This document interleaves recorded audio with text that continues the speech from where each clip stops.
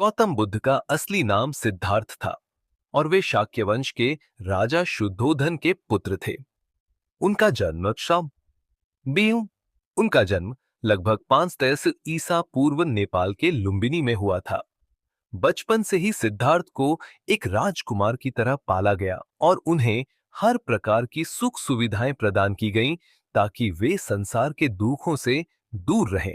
हालांकि एक दिन जब वे महल से बाहर निकले तो उन्होंने चार दृश्य देखे जिसने उनके जीवन को पूरी तरह बदल दिया। पहले उन्होंने एक वृद्ध व्यक्ति को देखा, फिर एक बीमार व्यक्ति, फिर एक मृत शरीर और अंत में एक सन्यासी को। इन दृश्यों ने सिद्धार्थ को यह सोचने पर मजबूर कर दिया कि संसार में जीवन अस्थायी है और दुखों से भरा हुआ है। संसार के दुखों का समाधान खोजने के लिए उन्होंने अपनी पत्नी, पुत्र और राजमहल का त्याग कर दिया और सन्यासी बन गए। कई वर्षों तक कठोर तपस्या और ध्यान करने के बाद सिद्धार्थ को बोधि वृक्ष के नीचे ज्ञान की प्राप्ति हुई और वे बुद्ध यानी बोधिसत्व कहलाए।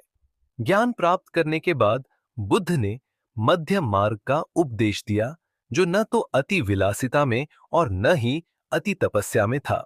उन्होंने चार आर्य सत्य और अष्टांगिक मार्ग का उपदेश दिया, जो जीवन के दुखों से मुक्ति का मार्ग था। उनके उपदेशों ने लाखों लोगों को प्रेरित किया और उनके अनुयायी पूरी दुनिया में फैल गए।